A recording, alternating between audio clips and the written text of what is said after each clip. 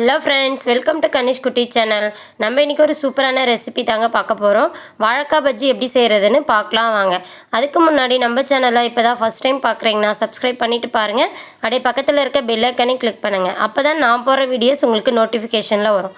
வாங்க வீடியோக்குள்ளே போகலாம். ஃபஸ்ட்டு ஒரு பவுல் எடுத்துக்கலாம். நான் 1 கப் அளவு கடல மாவு சேர்த்துக்கிறேன்.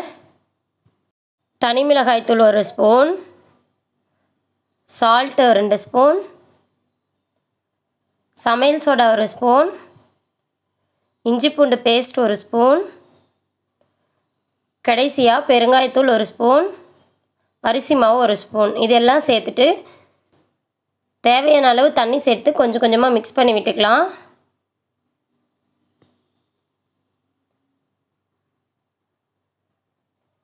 இந்த மாதிரி நல்லா மிக்ஸ் பண்ணி எடுத்துக்கலாங்க. ரொம்ப தண்ணியாகவும் இருக்கக்கூடாது, ரொம்ப கட்டியாகவும் இருக்கக்கூடாது, மீடியமாக இந்த பதத்தில் இருக்கணும். அவ்வளோதாங்க. இதை எடுத்து ஊற வச்சுட்டு 1 கப் கடல மாவுக்கு 1 வாழைக்காய் கரெக்டாக இருக்குங்க. அதனால் நான் 1 வாழைக்காவை எடுத்துகிட்டு இந்த மாதிரி கட் பண்ணிவிட்டு மேலே இருக்க தோல்னால் சீவி எடுத்துடலாம்.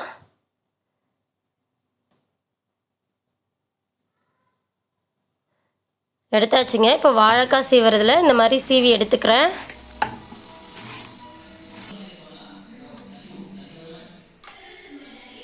ஆல்ரெடி நான் எண்ணெய் அடுப்பில் வச்சுருக்கேன், சூடாயிட்ருக்கு.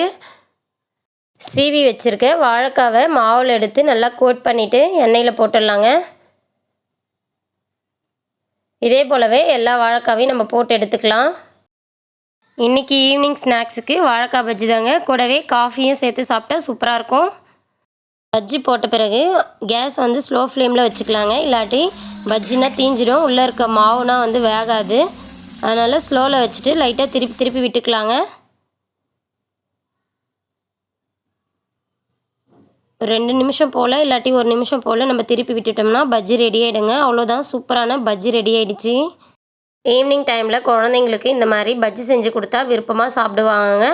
நம்ம இந்த மெத்தட்லேயே ஆனியன் பஜ்ஜியும் செய்யலாம், உருளைக்கிழங்கு பஜ்ஜியும் செய்யலாங்க. சூப்பராக இருக்கும். காஃபியும் நல்லா சுட சுட ரெடி ஆகிடுச்சிங்க. இந்த வீடியோ உங்களுக்கு பிடிச்சிருந்தா லைக் பண்ணுங்கள், ஷேர் பண்ணுங்கள், சப்ஸ்கிரைப் பண்ணுங்கள். கூட இருக்க பெல் ஐக்கானை கிளிக் பண்ணுங்கள். தேங்க்யூ ஃபார் வாட்சிங்.